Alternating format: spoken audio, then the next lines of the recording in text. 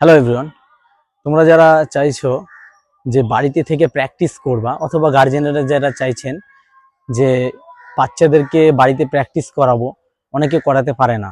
তো আমি কিছু বেসিক্স কৌশল দেখিয়ে দিচ্ছি যেগুলো থেকে বাচ্চাদের প্র্যাকটিস করাতে পারবেন। ফার্স্ট, যারা হোয়াইট বেল্ট আছে, নতুন যারা ভর্তি হয়েছে, তারা বুঝতে পারে না যে বাড়িতে গিয়ে কি প্র্যাকটিস করবে।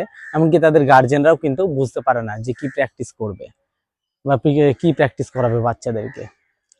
তো তার জন্য আমি কিছু কৌশল আমি এখনই বলে দিচ্ছি। তার জন্য দাঁড়াতে হবে সোজা করে, যেটা আমরা দাঁচি বলি।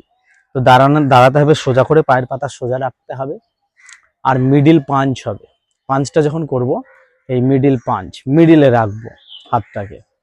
এইভাবে প্র্যাকটিস করতে হবে, 10টা করে প্র্যাকটিস করবে। তারপরে যতগুলো খুশি ততগুলো করতে পারবে। 10টা থেকে 20টা, 20টা থেকে 30টা, 40টা, 50টা, যতগুলো খুশি করা যেতে পারে। ফার্স্ট করবে 1 2 3 4। দেখতে হবে হাতটা, অপর হাতটা যেটা কোমরে থাকবে সে হাতটা যেন উল্টো ভাবে থাকে, আর যেটা দিয়ে মারবে সেটা যেন সোজা থাকে। তো এইভাবেই 1 2 3 4 5 6 7 8 9 10। 10টা হলো। এবার করব আপার পাঞ্চ। ফেস লেভেল পাঞ্চ হবে।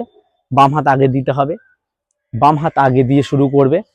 1 2 3 4 5 6 7 8 9 10। সেম ভাবেই লোয়ার পাঞ্চ করতে হবে, ঠিক ওইভাবে বাম হাত আগে দেবে।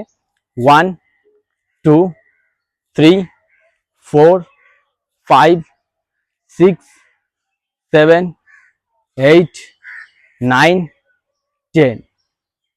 তাহলে এই ছিল আমাদের প্রথম বেসিক পাঞ্চ, যেগুলো হচ্ছে মিডিল, আপার আর লোয়ার পাঞ্চ।